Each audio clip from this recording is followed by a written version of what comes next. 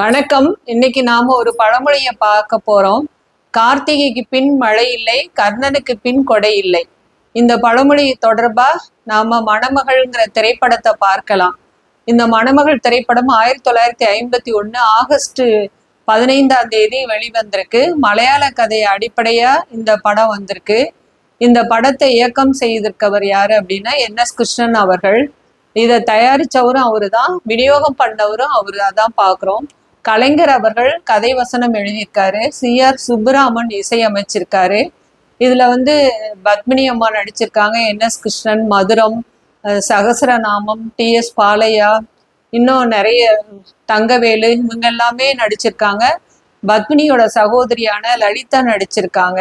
இந்த படத்துல பாத்தீங்கன்னா முதல் காட்சியே ஆசிரமத்துல என்.எஸ். கிருஷ்ணன் அவர்கள் டீச்சரா பாடுறத பார்க்கலாம். அன்பு செய்வது எதனாலே அப்படின்னு சொல்லி பாடுறாரு.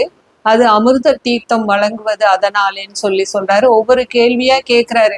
புத்தகம் படிப்பது எதனாலேன்னு சொல்லி மாணவர்களுக்கு அதுக்கேத்த பதில சொல்லிட்டே வராங்க. இதுல ஒரு 10 பாடல்கள் இருக்கு. அந்த 10 பாடல்கள்ல எல்லா பாடல்களுமே அருமையா இருக்கு. உடுமலை நாராயண கவி தான் பாடல் எழுதியிருக்காரு. சின்னஞ்சிறு கிளியே கண்ணம்மாங்கிற பாடலை எம்.எல். வசந்தகுமாரியும் தியாகராஜ பாகவதரும் பாடியிருக்காங்க. எல்லாம் இன்பமயம்ங்கிறது வசந்தகுமாரியும் லீலாவும் பாடியிருக்காங்க.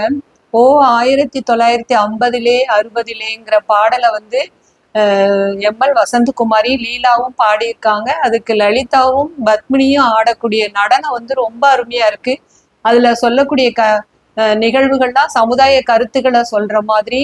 60கள்ல இந்த சமுதாயம் எப்படி சுபிட்சமா வரணும்னு சொல்லி என்.எஸ். கிருஷ்ணன் எப்படி ஆசையோடு எதிர்பார்த்திருக்காருங்கிறத பாக்குறோம்.